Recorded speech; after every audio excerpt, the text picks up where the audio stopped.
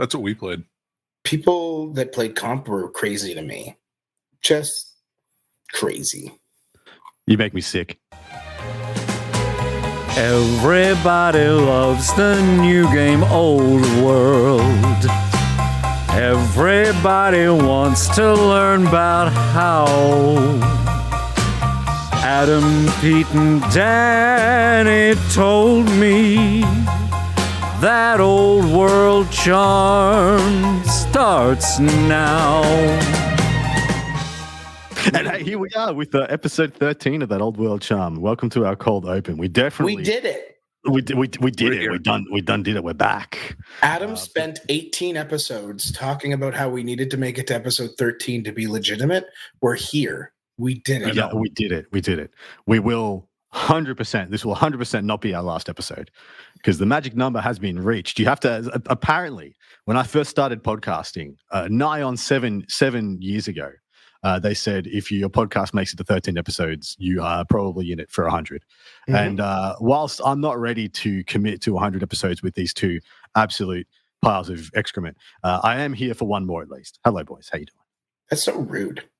Says you, who used to call me your baby. You've been calling me your baby for many years, and I've yet to call you rude. I just say you make me uncomfortable. Baby. You make me are uncomfortable. My baby. It makes me. I just call him daddy, and like it makes it over quicker. Like honestly, it makes him uncomfortable. Adam, it makes him rebound. Yeah. Adam is way more comfortable being called daddy than baby. It is true. It is true. Yep. I am this. So Adam, you weren't here last week. We missed you desperately. We did. We needed your warmth and your direction. Yeah. What were you doing? Where were you? How are you? I was at Adepticon, mate. I had a little gig I had to do there. I had to do some stuff with the old all of our daddies Games Workshop, and I was on a little bit of a stream for them. It was quite nice. Hopefully you caught it if you're all interested, but we didn't stream any Old World, unfortunately. Hopefully one day, please let me. But I did walk around the Old World tables quite a bit and suss them out. And man, I was just walking by a lot of Tomb Kings I saw, at least a lot from what I was watching. There was a lot of Tomb Kings playing. I don't have no statistical analysis of the meta of the Old World event there, but just walking past it, my eye, exactly right, faster paint and in the opening box, and my eyes were just bugging out of my head. It was just so awesome to see people, at least one full row of people, if not two full rows of humanity playing Old World. Did it feel like you're back? Like, was that like the kind of feeling you got like walking? You're like, oh man, we are so back. Yeah, it's on, baby. And man, events are popping up here, there, and everywhere. Congratulations to our lovely, lovely mates over at Square-Based for running the first of their series of Old World events. Yeah, a personal claim to fame is that we have the TO and first winner of their events on this show, and we have Danny here too. Thanks for letting me participate, guys. Our great pleasure. For those who do not know, Old World Charm is a two-part podcast. First part comes out lovingly for you guys as early as we can get it done, curated, and edited by our wonderful mate, Tech Priest Dicky. In addition, you can grab the full second part of this episode, and every episode will have two parts to it, apart from last episode, which I don't know why, what happened, boys. Will be found over at Patreon at That Old World Charm. And please jump over, get involved. We've got a lovely Discord community where lots of questions get asked and things get answered. And we play some battle reports and people join in and watch and all that other good stuff. So go over to That Old World Charm on Patreon and jump in and get involved. For this episode 13, we're returning to a bit of review stuff. We don't have a lot on the docket prep-wise, but we are going to be asking for our patrons to vote upon which army book or arcane journal they would like us to review on next week's show. And so if you wanted to get involved with that, there's a place to get involved with that and do all the stuff and do all the things and get involved with that. And it's really nice. And so, but this episode, we're just going to be reviewing some more USRs. We're going to be doing and reviewing some talismans and some banners and talking some absolute nonsense. But first, we have a hot topic. We have a hibbity hot topic. There's a lot of consternation happening now that events are up and going. And most of that seems to be involving who has the right rule set, who is playing the game the most rightest. And the conversation I want to provoke between us, the triumvirate of the charmed ones, whatever the shit, is do we want one rule set to rule them all, or are we happy with more regional flavors and charms like we used to have in the past? And that was where you saw us in the cold open, where, you know, in the end of 8th edition, there was like 7 different ways to play the game: uncomped, comped, and which comp variant, which rules packet, etc, Swiss, etc, etc. Do we want that? Or do we want what more of what is happening in, you know, 40k and AOS, where everyone plays the same missions on virtually the same terrain layouts with, you know, the same overarching goals? Falcon, where do you sit with it? Well, the first thing I need to say is that if we're going to be the charmed ones, I 100% am Alyssa Milano. There is no room for debate. Which one was she? Phoebe? Because I'm Phoebe. That's all I know. No, I don't believe she was Phoebe. Alyssa Milano was like the very attractive one who was also in Who's the Boss, and therefore was the best of them. Okay. And Danny can be the other one, whoever that was. No, Alyssa Milano was Phoebe, and so too bad I'm Phoebe. You what? No. I called Adam Shaka. did know the character's name. Okay, you got me there. I mean, I feel like that belies a level of mastery that You neither of us have. You got me there. Apologies. We can play. You know what? We should play a game for it. We should play a game of Old World for who gets to be Phoebe. Well, Danny is 100% Piper. There's no. That is correct. Yeah, Like- it was never up. It was never even up for discussion. Danny is the I have heart no and soul. context. I've never He seen is this the- show before. Well, you are the heart and soul of our podcast, so you're Piper. Yes, Oh, yeah, exactly right. I guess Adam is the attractive and spunky younger sister. So he's Okay. Phoebe. Yeah, well, That's unless distracting, Peter. unless somebody is Prue and we haze and bully them until they don't want to be on the show anymore, and then we replace them, and then that person gets to be Paige. That's true. I could go either way. I mean, Prue was also on Beverly Hills 90210, where I believe fair. they were also eventually like kicked off the show for being sassy. So anyway, we're going real deep into the Charmed Wow. universe, and Yeah, yeah. I just wanted to be Alyssa Milano. I feel like I've lost track of where we were.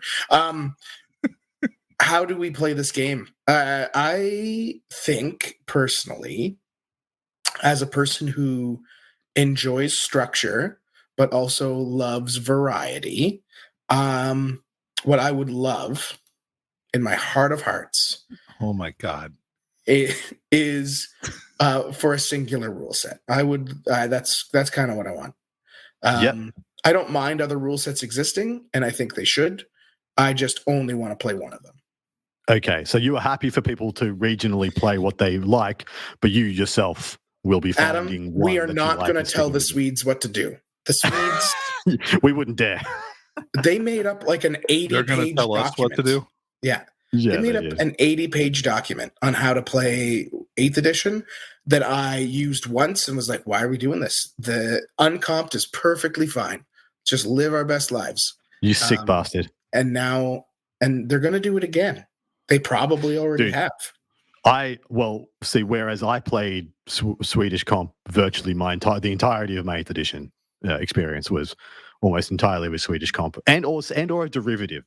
Like we would have Swedish comp the majority of the time, and then it would be slightly adjusted for different, varieties and flavors, and sometimes we had different points levels and stuff. Like I remember playing a bunch of 2,800 point events and stuff like that. But Danny, question to you, mate. What's your preference? You know, What do you think Adam, is right for the community? I think that there's a good medium here. I think obviously if you want to establish parity and determine, who's the best, having one comp system that is kind of acknowledged as maybe being the best one or the most competitive one is fine. And then I really like a variety of events. So even if your comp system is a little bit different, or you know what, I'd even get crazy. I'd even try an event without a comp system, but only once. And then just go from there, because I think that the variety is the spice of life. In the United States, we used to play a lot of different, every tournament had a different comp pack, and a lot of it was subjective comp. There were some objective comp systems like Swedish comp, but a lot of events didn't use those, especially on the West Coast. There definitely wasn't that kind of variety. So I'm interested to see like what kind of coalesces here. We have some good formats like already that have kind of we've seen with Games Workshop's PDF document that they did, and then also Squarebase is really good. I'd prefer the fan made one from Squarebase over the GW packet in my respect, but I don't know. How long is it going to? I mean, we have to start working on some stuff here, and so we've seen a couple of these different things, but like I haven't seen a lot of events particularly adopting one or the other. Have you guys? No, not as yet. I think we're still a couple of months away from the community coalescing around one or another. Yeah. And that is what's going to naturally happen at some point. Well, the thing is, I'm always of the opinion if GW comes out with something, that's what majority are just going to gravitate to automatically. Mm-hmm. Sure. And that has shown to be the case in all their games that they've decided to get behind. And also, with the announcement that by GW that the Old World project has expanded, that could definitely be something that they're doing. They could definitely be, trying to formalize something official. And of course, we know that there is an FAQ looming, which I'm extremely excited for because just if we could just like take away a percentage of the rules consternation, I think everyone would be a lot happier. I don't know what that percentage is. It could be 1%, and we'd still be 1% happier. But I'm hoping it's more like 67%. And that would take away a lot. So if GW came out and we know that they were actively balancing, adjusting, FAQing things, it would take away a lot of the need for what we're talking about. If they were on the front foot and had a active balance system like they do for 40K and AOS, which is the reason why community comp systems haven't really thrived in those environments. Not saying they don't exist, but they have definitely become the lesser rather than the major of as they were previously. So yeah, if we just had if we just had confidence that we had an active FAQ team, balance team behind this game, I think we would all be happy to step back and just be along for the ride on the roller coaster, so to speak. But I'm generally an advocate for variety. Generally, I love playing different systems. I love adjusting my army list and win conditions and composition and stuff for different playing conditions, for different terrain maps, for different rules interactions and stuff like that. So I'm all for variety.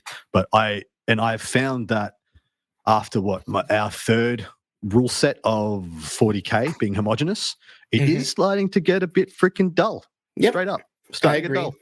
Yeah, I do agree. I believe, like, if we look back at 40K as an example, in 8th edition, when it really kind of spiked, its first big spike in popularity, we had like Nova missions, and we had ITC missions, and we had WTC missions. Correct. And there was a couple other variants out there, Renegade and things.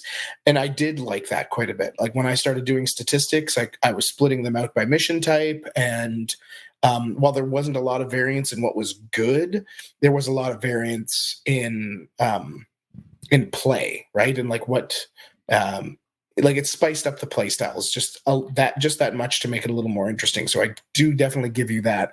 And I do feel, partially because Old World is taking up all my life now, but 40K, but like 40K has kind of dulled for me. And it was a game that I really, really enjoyed for a long time. And it is dulling a little bit quicker now that basically it's GW or nothing. So yeah.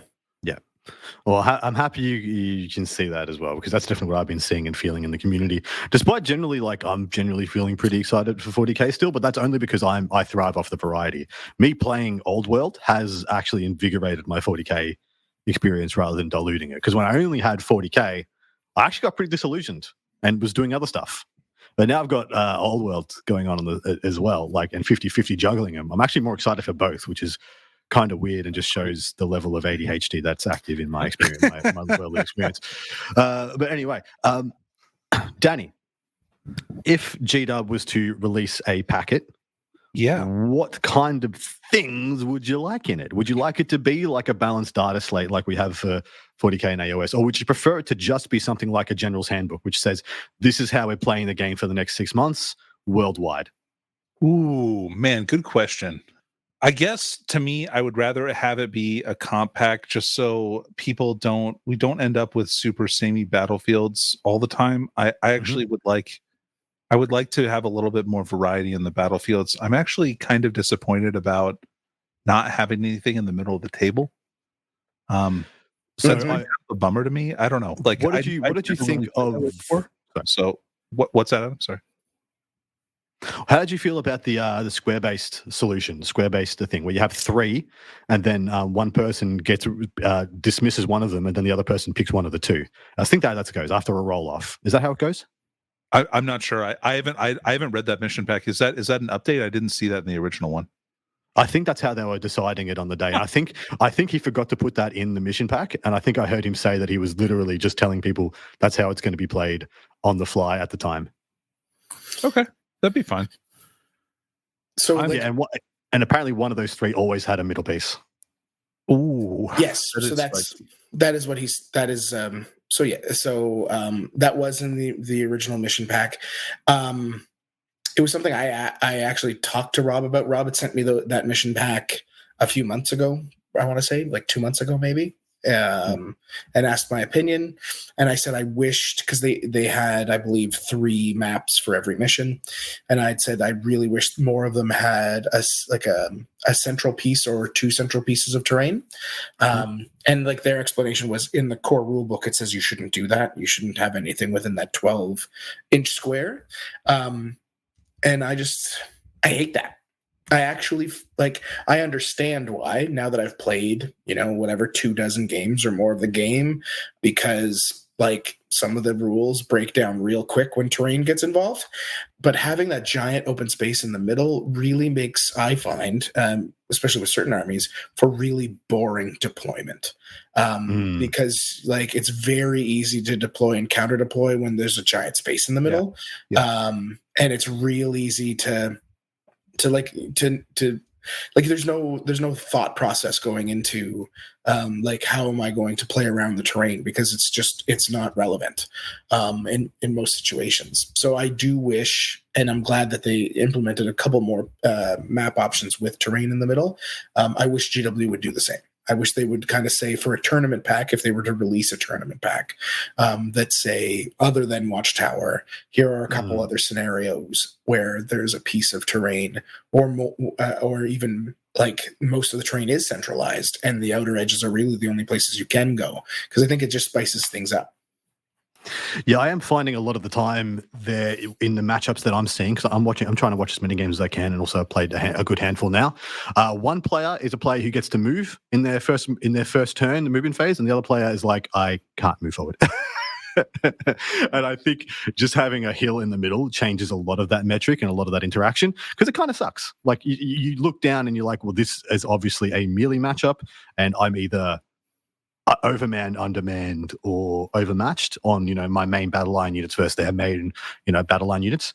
And so you find a lot of the time people just don't do anything in their turn one. And I feel like if putting a piece of terrain in the middle, or even a couple of pieces in in very particular positions in no man's land, really diversifies that play pattern and really opens things up in an open battlefield.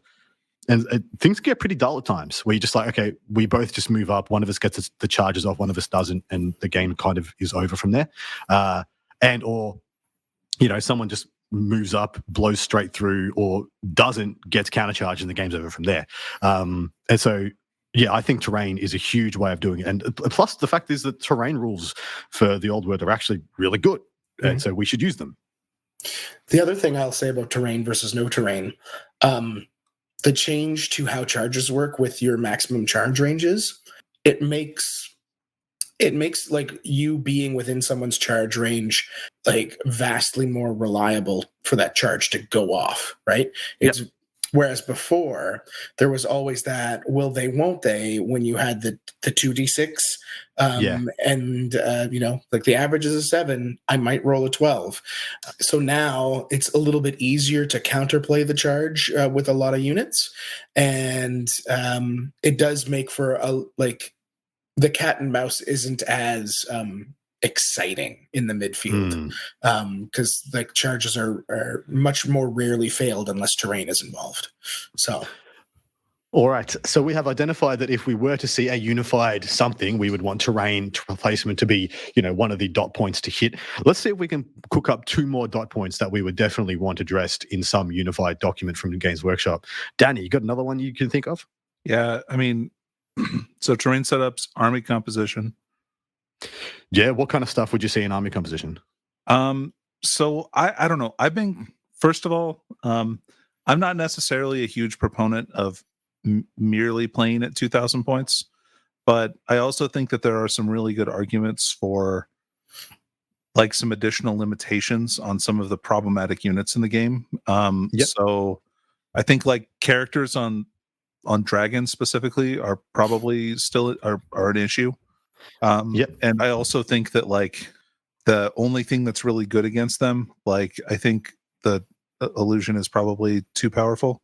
So like some additional limitations on or changes maybe like an errata to those to like specifically illusion, but more or less I would like to see like armies limited to like one dragon character for sure, and then maybe even change the rules a little bit on how in competitive play on how like save stacking works. I think that those two things are really problematic. Nice. I would. So my personal first fix for I suppose the dragon issue is to say only one, and what we would usually call, I mean, this doesn't exist anymore, but what we usually call a lord level character, which can be in a document defined as only one character with 100 points of magic items can be placed upon a large target, and then bang. Yeah, there you go. Maybe there we go. And if honestly, there is such a big step down between 100 points of magic items and a lord level character, and then like your hero level, your captain level character, your hero level character with 50 points of magic items on a thing. They are just like 40% less problematic to me. There might be an issue where having 2 or 3 of those becomes an issue in and of themselves in something. But Peter, how do you feel about that as a hot fix? Yeah, I think it's okay. I think it starts to solve a small problem because there's not a lot of people running Double Dragon. It's a high elf thing, really, more than anything. Yep. Sure. I've seen I think I've seen Tomb Kings with Double Dragon. Yeah. And I've seen Brett's with 2 lord level characters on. But no, I think they can only take one. I mean, there are lots of problematic units to look at, right? Yeah. Like, I'm sorry, there it's not definitely just is. dragons. Yeah, it's not just dragons. But like obviously there's fanatics I think have a lot of issues. I think here's a question. Pegasus Knights are probably an issue. Yeah. Here's a question for you. When we were first, like in our very first episodes, we had a couple of things we knew were going to be problematic, and then we actually speculated the dragons were going to be like, or monsters were going to be too good. We also speculated on Linehammer as well. Now, Linehammer does not seem to have been, well, in implementation, or people are just more reasonable than to min-max stuff like this. I have heard of plenty of pickup games ruined by Linehammer, but I'm yet to hear of a tournament game or a tournament won by somebody leveraging those things. But the MSU spam nonsense that we've talked about, with Dragon Ogres, Gyrocopter, stuff like that. Have you guys seen that eventuate at all? Most events have put a cap on units already, so we haven't. I think Gyrocopter spam it ended up not being a thing. Dragon Ogre spam we're still seeing. Even with the caps, we're seeing people take 3 single man or 2 like 3 and then 1 by 1, because like a Dragon Ogre Shartak is extremely powerful for its points. Especially if you let him take shields like some events do. Not to name any names, events that you take shields on Dragon Ogres, but don't do that. But yeah, like we've like Dragon Ogres definitely are a unit we're seeing spammed in the sense that people are taking the most they possibly can of that, and there's a couple others. So. Fair. As for Linehammer, I mean, I've seen some comp packets that are putting a limit on, how many models you can have in a rank. But apart from that, I've only heard of like Insanity ranges, dwarf ranges at Infinite, stuff like that. Which, like I said, I haven't seen an event have that being a dominant thing, because like I said, a lot of them, but even like multiple units of 10 in a row, like here's a 10-man in one line, here's a 10-man in one line, here's a 10-man in one line. Is that just not an issue, or are we finding ways around it? They're so unwieldy that like they almost never get to pick engagements, I feel like. Yeah. So if your unit doesn't really care about that, I think it's totally fine. I played against it several times, and I don't know. I never find it to like do anything except for maybe run through other units and panic more stuff than it normally would. And who doesn't love that? Also, and so here's a last little caveat. Maybe actually, no, I'll leave this for part 2 because we need to get into the meat and potatoes. Now we've had our foreplay. We've talked about a hot topic in the community, and I think we've come to a couple. We've coalesced on a couple of things that we'd like to see addressed. Oh, You it's said true. 3, and then you gave them 2. Okay, Adam. apologies. I thought I filled in my own one with like the line hammer and the nonsense. But Peter, what would the third one be? If you're so freaking clever, mate, you want to be so freaking correct all the fucking time. You got me distracted thinking about line hammer and single unit spam, and now I don't know. Now I don't know what I want anymore. He doesn't know what to think. I don't know what to think anymore. I do think the magic one is another good one. Do you know what I would actually like to see? Which magic trees can be taken by which armies rotated? Like, if we had like a 6-month balance, 6-month general's handbook, just change what factions can take what magic trees every now and then, just to mix it up. What I want is tournament specific mission pack. Ooh, okay. There we go. I want missions that are not just open battle or battle for the pass, like hammer and anvil stuff. I want something more, and it can't. Or adjusting the book missions so they're not garbage, because like meeting engagement in a tournament setting is not fun because it's just a swing factory. Someone's getting effed by the mission. Breaking point can be fixed to just be you get 250 or 500 points. 500 points, for breaking. Yeah. Watchtower, I think, is already set as just a bonus, so that's fine. But like I feel like we can do, and I've said it on previous podcasts, we can do more. There's got to be, like, we've seen in the past them do objective-based scenarios or position-based scenarios, and I feel like there's an opportunity there to build 1 or 2 missions in a tournament pack, especially like a 2-dayer. Maybe for a 1-dayer, there's just one where there's some kind of movement play involved, other than I'm killing things. Yeah. Like Reese Robbins and several others used to say, like, there are only 2 ways you can play a war game to get points is kill stuff or stand somewhere. And I think there's we don't do enough stand somewhere in Old World. And I do truly believe there's more options other than those 2, but give me another stand somewhere mission at the very least. I totally agree. I worry about that though, right? Like, do you think that puts too much like emphasis on Unbreakable being really good? So I do think that there's something to be said for that. Yes, like Unbreakable, and depending on where the stand somewhere is, how does that harm something like dwarves or like a slower moving army?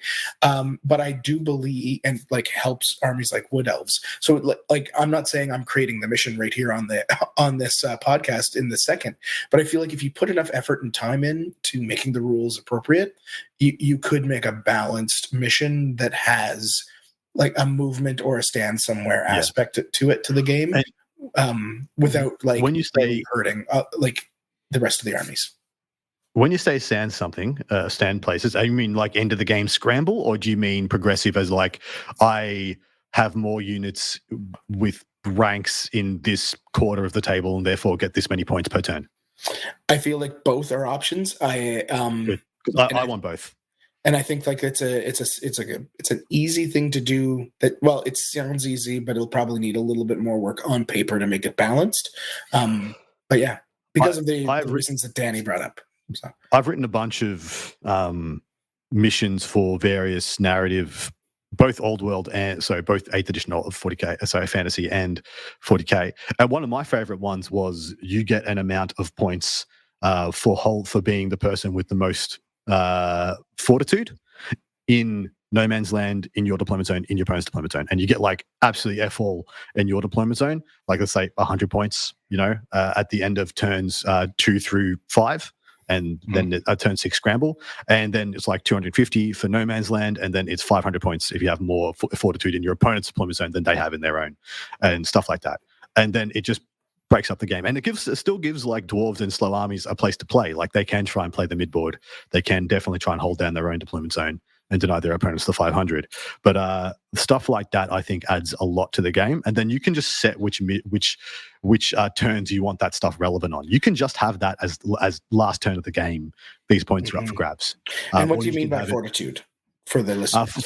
Previously, Fortitude was units with banners. Units with a rank and a banner would be a unit that has a number of Fortitude. Usually it's 1, and then it goes up if it's a BSB, it goes up again if it's a general unit, right? And so that's how we used to do Blood and Glory, by reducing people's Fortitude. And so you could do it similar to that. It has to be, doesn't have to have a banner necessarily, maybe, and we can just have a unit that has at least 1 and maybe sometimes even 2 ranks has to be existing upon these things. And then, it actually, at that point, the units that it hurts start being stuff like ogres, starts being stuff like MSU nonsense wood elves that have like single rank glade riders and nonsense. Yeah.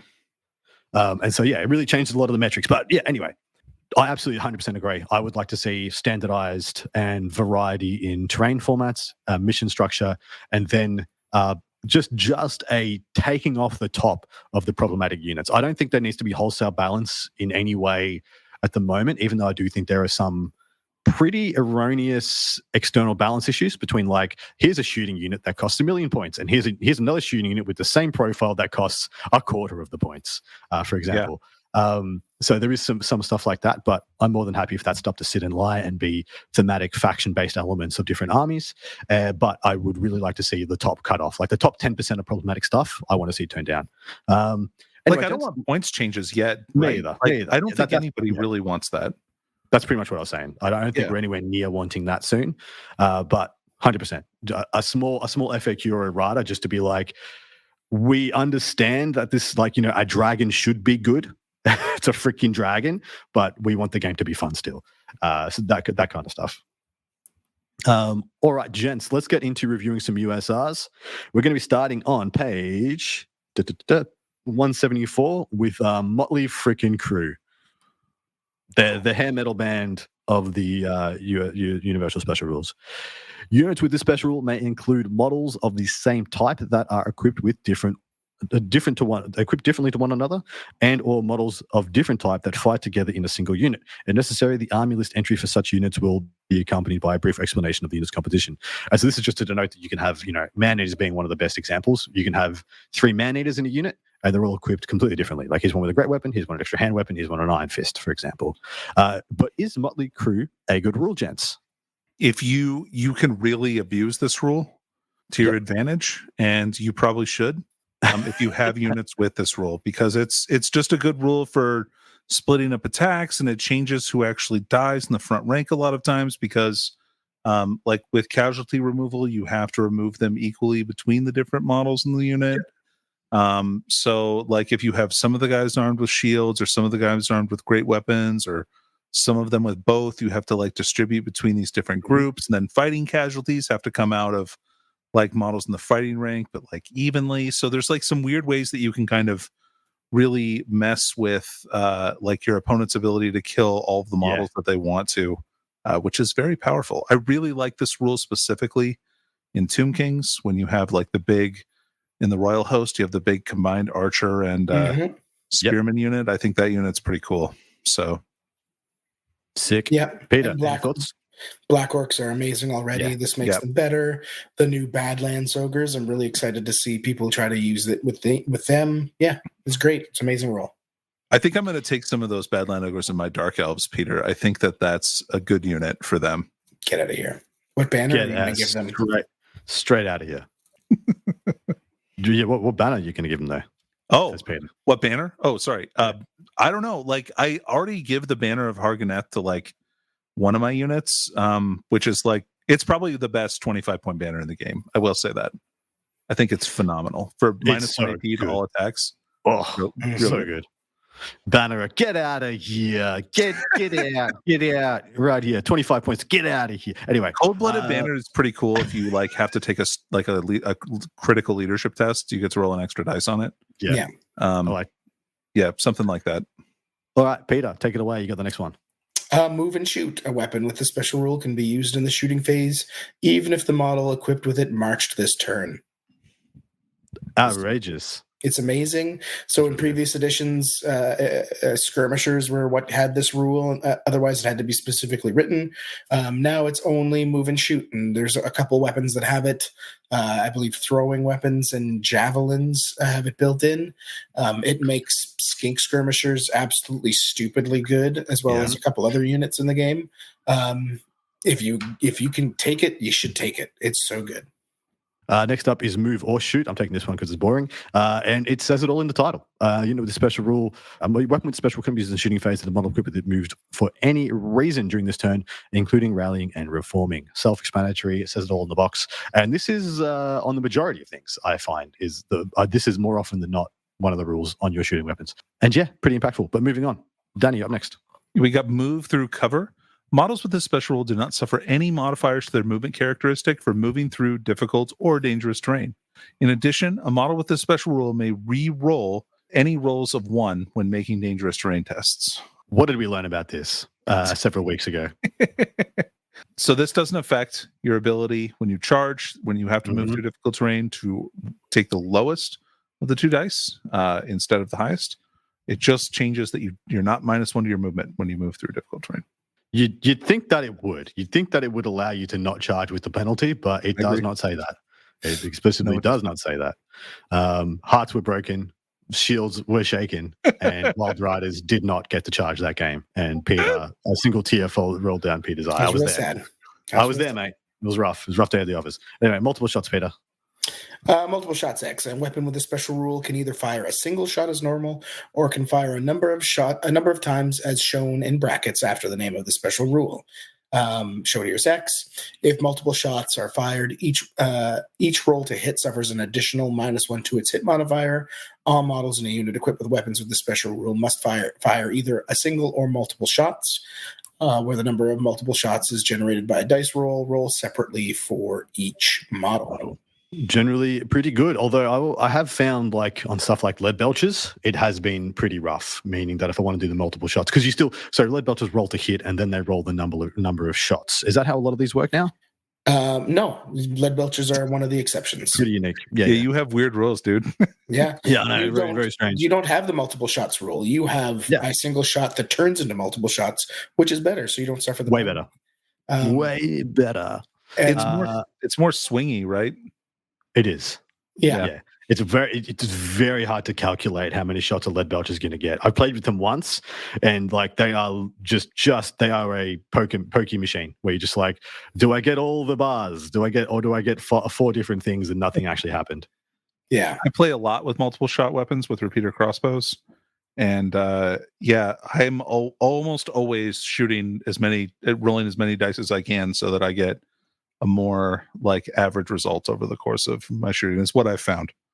Well, the issue with the lead belches is that they're hitting on the bliss skill 3+, unless you're the sergeant, which it hits on they're 4+. But long range and cover are things, and then all of a sudden you're hitting on 6s, and then every 6 that you have to hit turns into D3 hits, which one of those options on the D3 is still just a 1. So you're like, cool, my one hit was in fact one hit. Why did I bother? Why am I here? And unless you're running them super wide, you're only getting like 4 shots to start, right? Yeah. Mind you, their solid shot is legit anyway, because their solid shot has this multiple wounds X. Each unsaved wound inflicted by an attack with this special rule is multiplied by the numbers shown in the brackets after the name of this special rule shown here is X. For example, multiple wounds 2 would mean each unsaved wound would cause the target to lose 2 wounds. Where the number of multiple wounds is generally generated by a dice roll separately for each unsaved wound. Multiple wounds is huge. There was so very, very, very little multi-wound in 8th edition that, for a time, Carl Franz was like just such a G because he had like multi-wounds D3 and it was so rare to come by. It's a little bit more judicious now, but it's still not everywhere. Yeah, there's a lot of multi-wounds too. There's a handful of multi-wounds D3, like the Ogre Blade, and then there's some pretty rare D6, like on the Dwarf Rune out there. So, yeah. Yep. One thing about this that's interesting is like, regen is another save, and it doesn't say that you multiply anyway. So, but like if you make a save against a multiple wound weapon with regen, it still only counts for 1 wound. Because that's all the wounds that's the only one that you save. Like, I don't think you get the extra D3 for combat res, right? Mm-hmm, you're right. Yeah. Bit wonky when you say it out loud, but yeah, it does kind of make sense when you run through the rules. Open order, Danny. Yep. So a unit consisting of models with this special rule may adopt an open order formation as described on page 182. Shocking. Yep. Wild.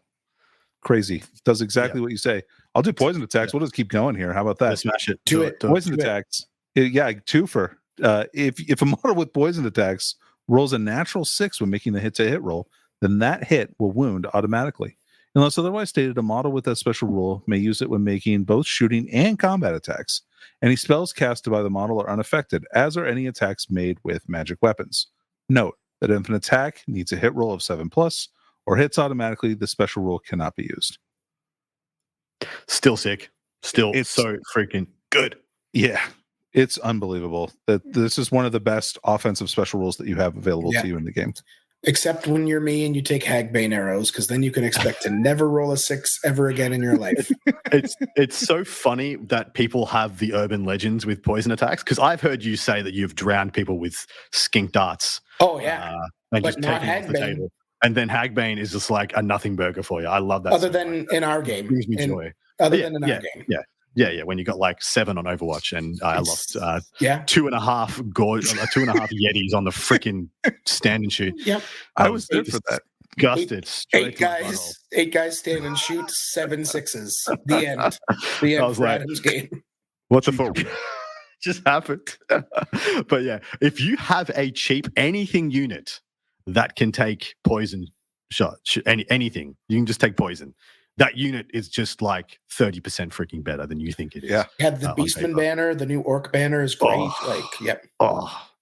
If you have an expensive unit that can take poison, I'm talking to my own man eaters. Like, I still like them. Like, oh yeah, baby, let's go. Vanguard, poison, let's send it. Anyway, Ponderous is up next. A weapon with this special rule suffers to hit modifier of -2 for moving and shooting rather than a -1. So if you move, you can move and shoot with a ponderous weapon, but you are -2 to hit instead of -1. Pretty painful, actually. Very painful.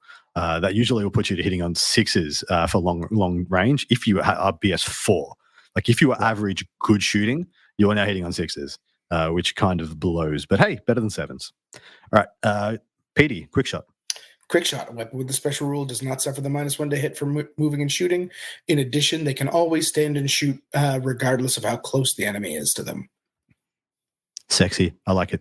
It's amazing. It's so good. I wonder why Skink Skirmishers also got that one. I don't know, but I love it. It's a miss. Bullshit is why. Nobody knows. Bullshit. Yeah. Some slan bribery, I call it. Yeah.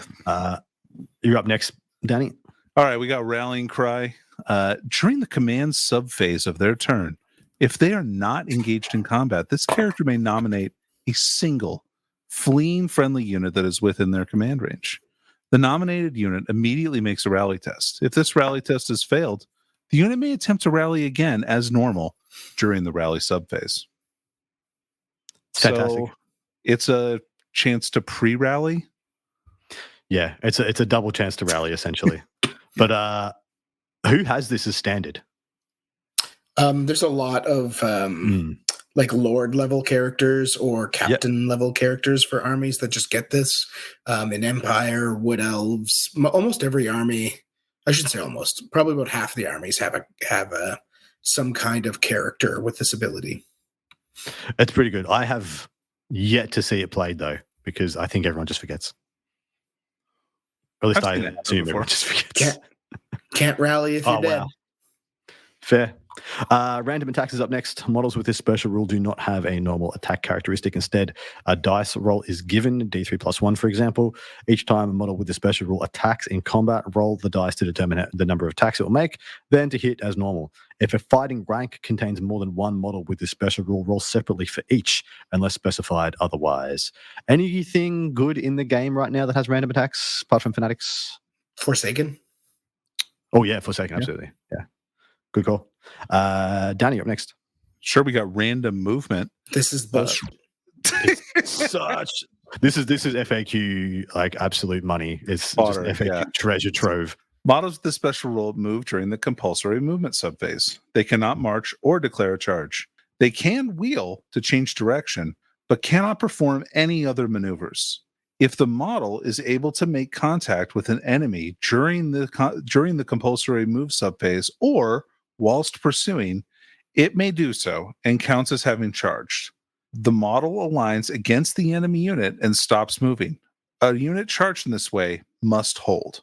If every model in the unit has the special rule once for the entire unit, if 2 or more models in the unit have different random movement characteristics, Jesus Christ, roll for each and then use the lowest value for the entire.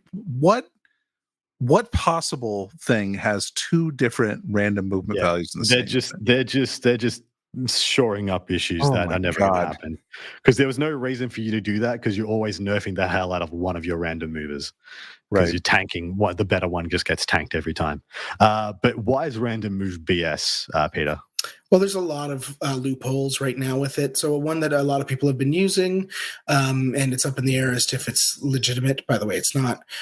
Is when you use random movement, if there's nothing, because you can wheel and you can do whatever you want, there's nothing to stop you from random moving like to the side of a unit that you were in front of, and then just wheeling because you're allowed to wheel. Or if it's a skirmishing unit like squig hoppers, just turning because they don't wheel, they just whip whatever direction they want, and getting off a rear or a flank charge when you started in the front arc of a unit. So that's a feels bad moment for sure.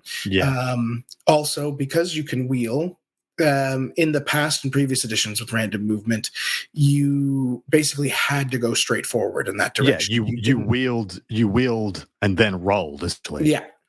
And now, because they're allowing you to wheel as a maneuver, it's very easy to just to move as much as you want.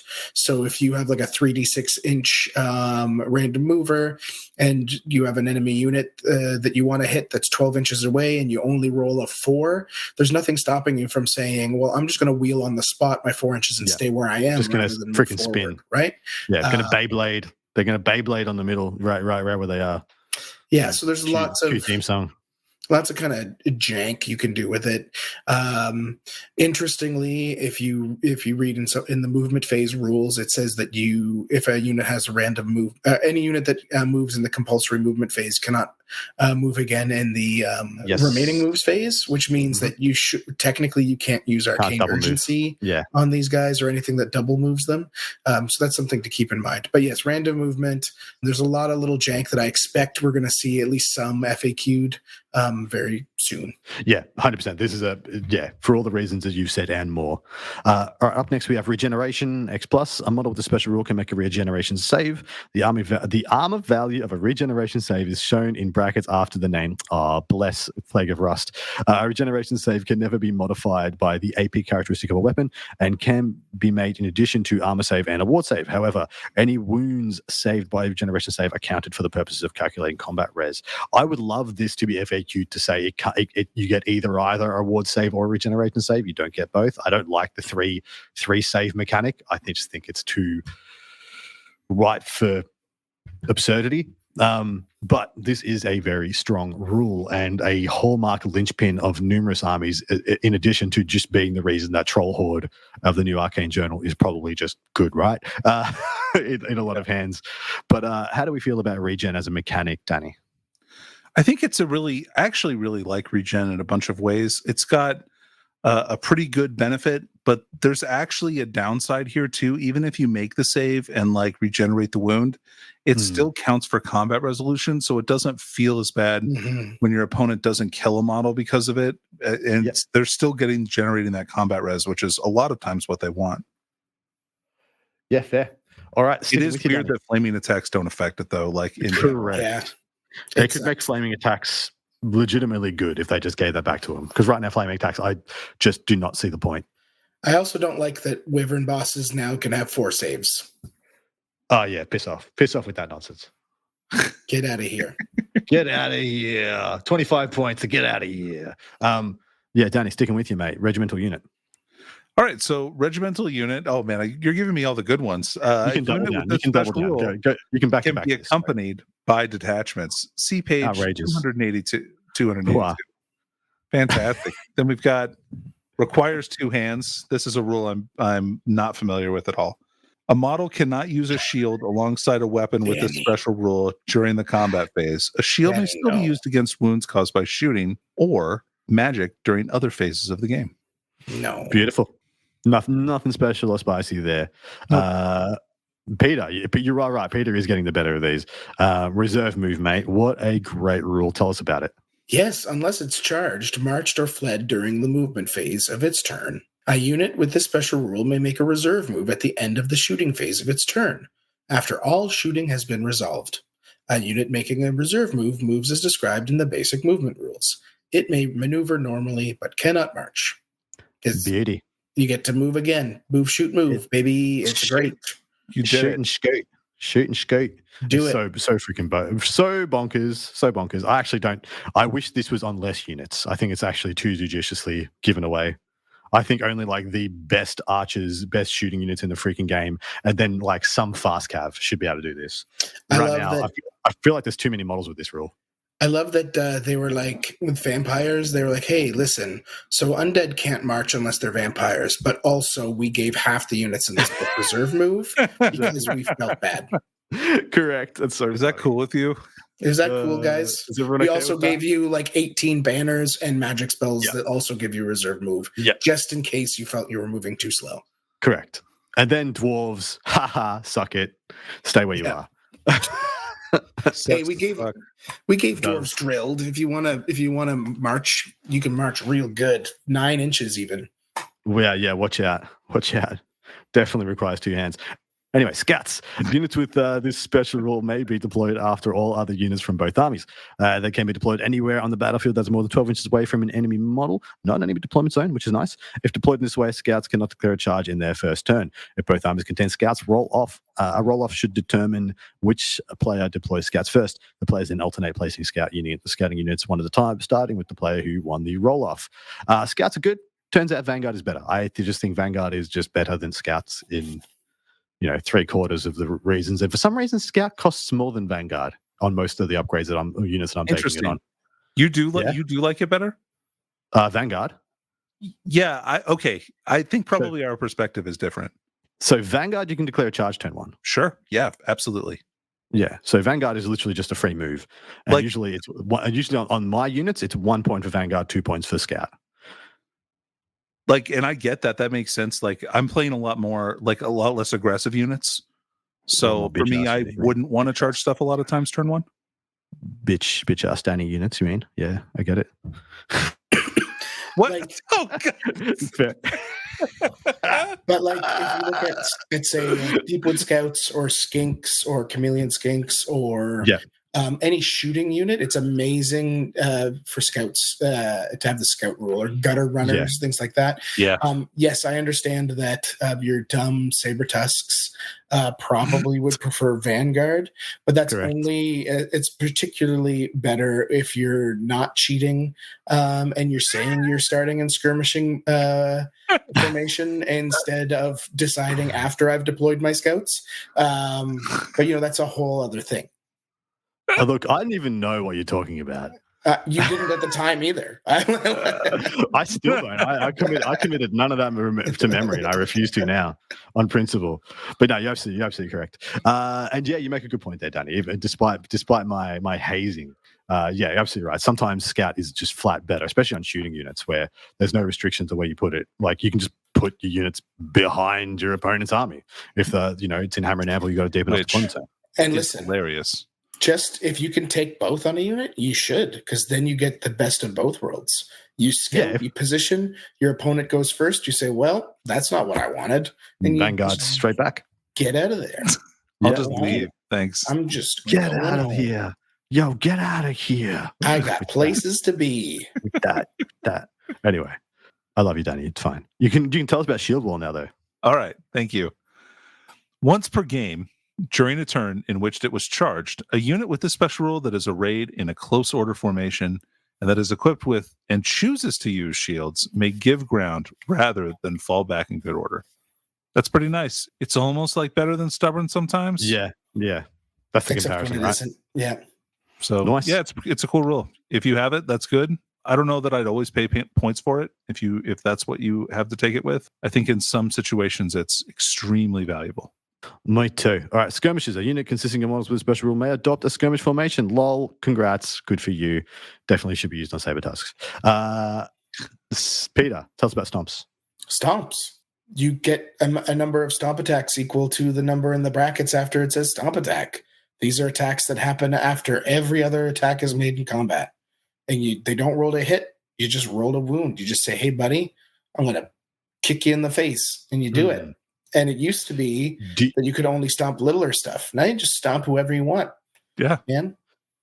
It's a regular. Do you like how selective that they've been with, some monsters get stomped, some get impacted, some get a little bit of both? Yeah, I do think that it was mostly very well thought out, except for the Doom Wheel. Oh, they knew what they were doing.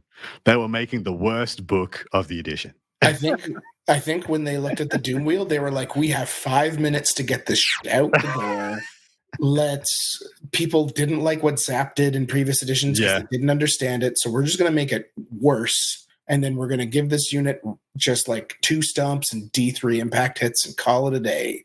And then somebody was like, "Well, who's driving it?" And they're like, "It's a bunch of rats, guys. Just a bunch of shitty rats. So if it gets stuck in combat, it's fucked." It's not a close combat machine, Peter. It is a shooting vessel. It's true. It is called a Doom Wheel. It isn't called a Doom Punch Bot or something. Right, yes. Because wheel definitely, evokes shooting to me.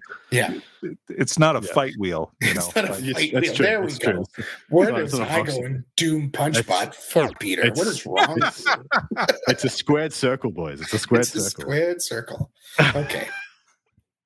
All right. Strikes first. During the combat phase, a model with a special rule that is engaged in combat improves its initiative characteristic to 10 before any other modifiers are applied. If a model has both strikes last and strikes first, the 2 rules cancel one another out. You just go at the initiative on your freaking sheet plus a charge, or if you did a stuff or whatever. It's extremely good. It's not as good as it was. Yeah. Thank God, because it was like the only rule that mattered last edition. Or in 8th edition, and it was like your unit must have strike first in order to exist in the elf meta, and it was disgusting, and I hated it. Danny? Do you like this change to strikes first? Speak for yourself. No, I really, no. Why do you think I asked you? I was like, Danny's got honestly, I just wish my dark elves had hatred. That would be much better. Anyway, but the strike first is very much changed for the better. Like, giving it no extra combat bonus is really great, and I'm glad that they decided to do that. Good man. That is a much more well-reasoned and reasonable take than I thought you would have. But man, I want my rerolls back. So speaking of strikes first, we got strikes last over here. Hey, guess what? It means your initiative 1 before other modifiers are applied. And again, if you have this rule and strikes first, the 2 rules cancel each other out. Fair. You did it. I was actually going to stop us there on the special rules. Oh, really? I feel like this is complete though with strikes first, strikes last. We got yin and yang. Listen, you say that, Danny, but when the next time we do a USR episode in 6 months, Adam's going to have to come back to listen to this episode 13, and he's going to listen to all of our bullshit. And he's like, "How have we survived this long? How do people pay for this product?" And then we're going to redo strikes last. Is what's going to happen, because he's going to get to strikes first. He's like, "There's no way we finished on partial of a page. We're not maniacs. Psychopaths, wild ones." You'll get to relive this conversation though, so it'll be that much better. I will. My heart will be joyous and full. We have like 3 pages of these left, guys. We almost made it through. Next episode we do on USRs, we're finishing them. And the next episode we do on magic items, we're going to finish them as well. Because today we're going to do talismans and magic standards, the first of which is the Dawnstone, which used to be reroll all armor saves. And it was good. Busted. Now it's 35 points, and you reroll armor saving rolls of a natural 1. And how do you guys feel about it? Do you think this is actually any good? Have you ever taken it? Because I haven't yet. Nope. Fair enough. Moving on. It was 25 points. If it was 25 points, I'd take it. Yeah, then I think about it more. I'd take it on like a knight champion is what I would do at 25. Legitimately, the fact that the talisman of protection is cheaper than the Dawnstone is so funny to me. So funny. Because someone priced rerolling just armor saves. Wait, sorry. Did you know how Plague of Rust affects armor saves? Does this mean...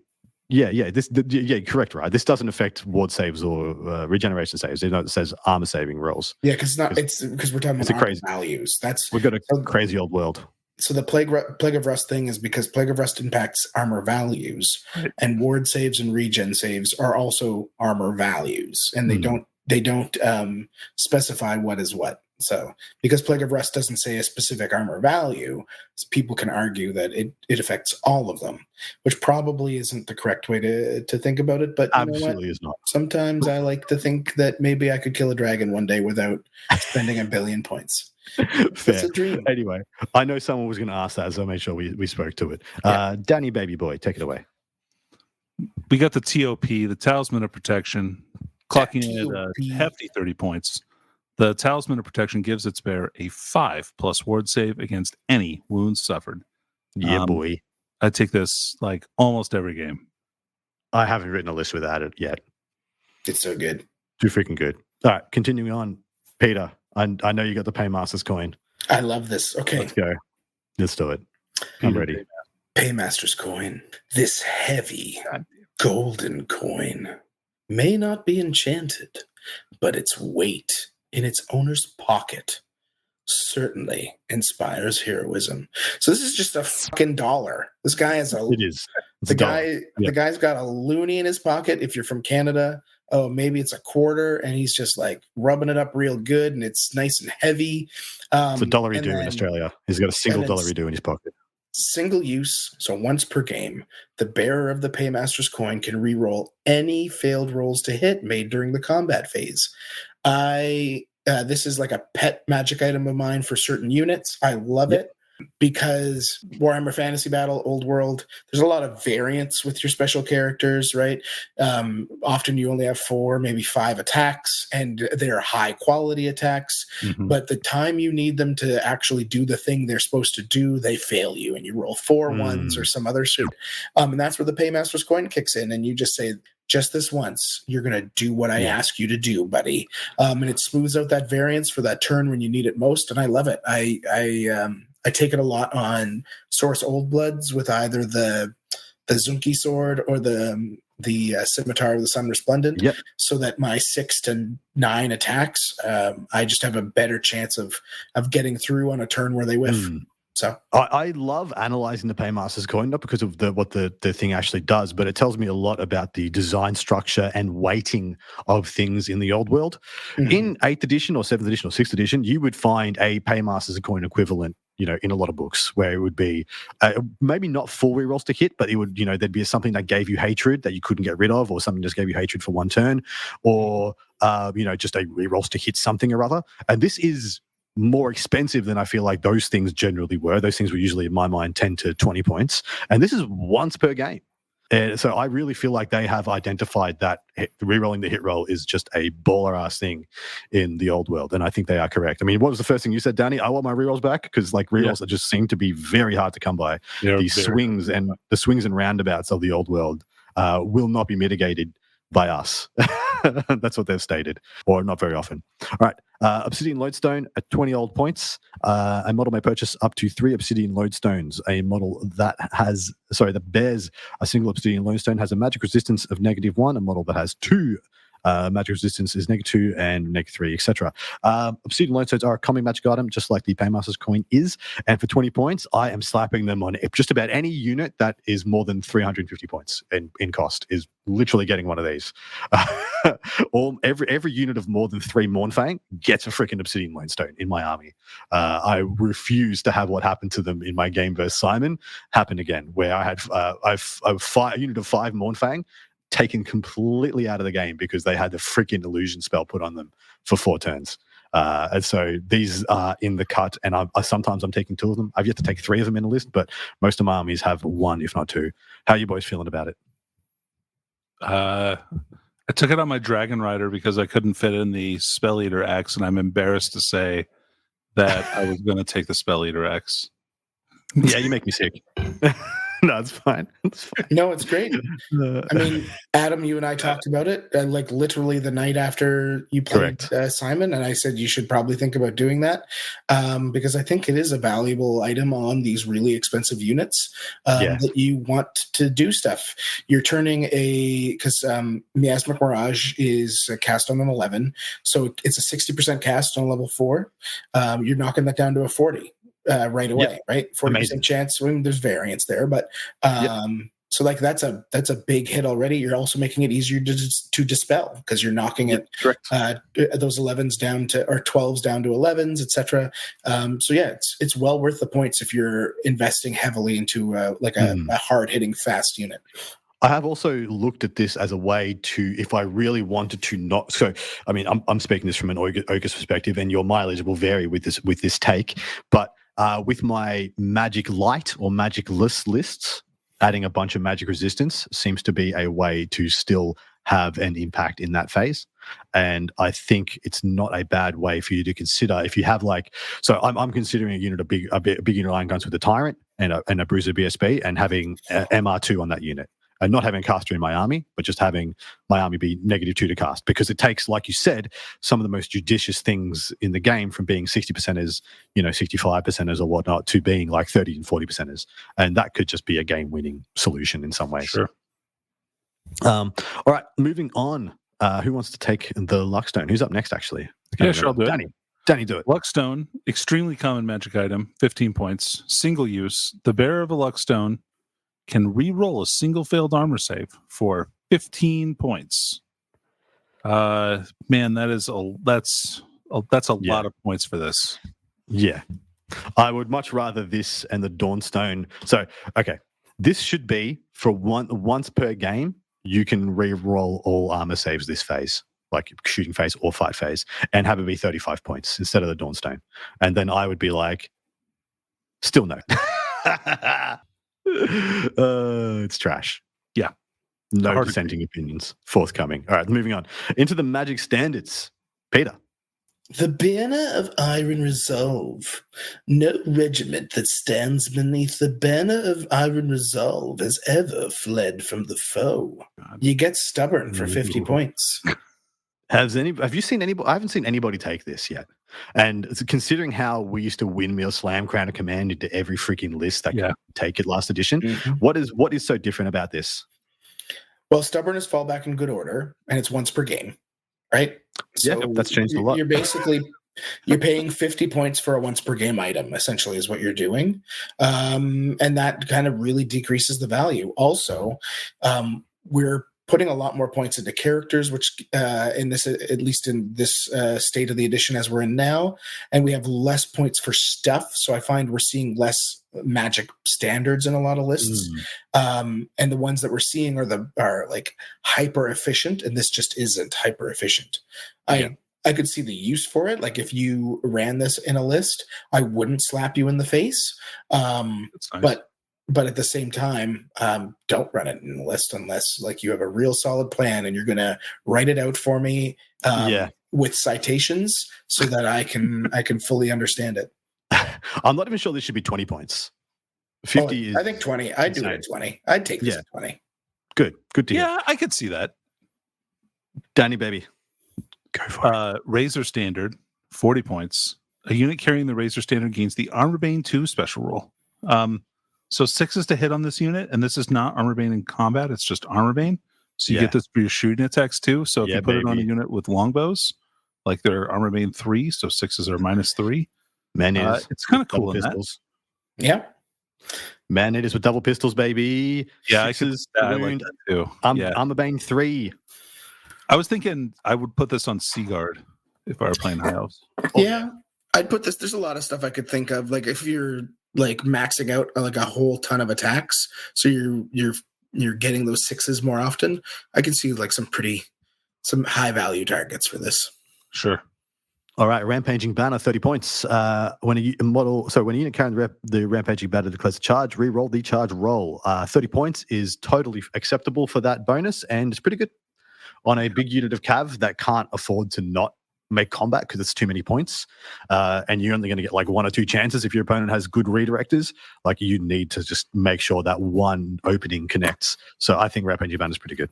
Peter. The Blazing Banner. An eternal flame flickers about the weapons of those that march beneath the blazing banner. You're already a Skeksis? Jesus Christ. I was Skeksis. And, You were a Skeksis. and that gives you flaming attacks. This used to be a staple in a lot of armies in the 8th edition. 25 points is a lot for flaming attacks, and regen is only shut off by flaming attacks if the unit's flammable. Maybe this you see this now if Troll Horde takes off in an extreme way, but I'm not sure. I think it's a lot of points for flaming. Yeah, me too. Danny, take it away. You got the last one. All right, we got this one's a favorite of mine. Mine too. War Banner, 25 points. When calculating its combat result, a unit carrying the War Banner may claim an additional bonus of +1 combat result point. Are they combat result points and not +1 combat resolution? I don't know, whatever. Anyway, yeah, it's really good. It's double banner. That's what you love to see it.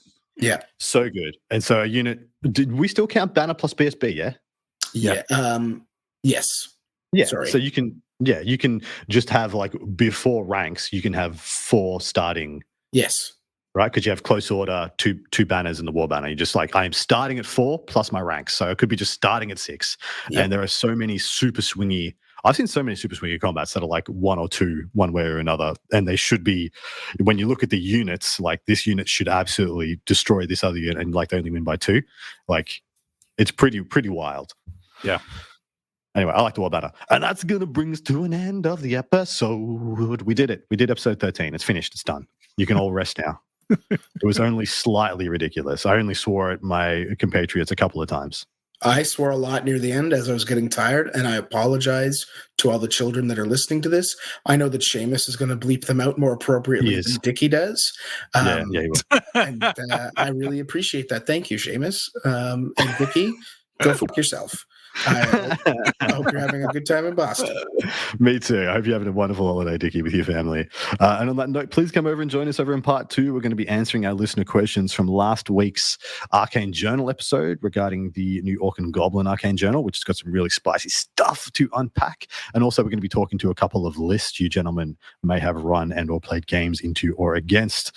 And we'll hopefully see you over there. Please join us, patron That Old World Charm. And thank you so much to everybody who's already signed on and supported us now. You guys are absolutely incredible and amazing. And boys, anything you'd like to say before we check out? Bye-bye. You've been listening to That Old World Charm with those charming chaps, Adam, Danny, and Peter the Falcon. Thanks ever so much. Cheerio.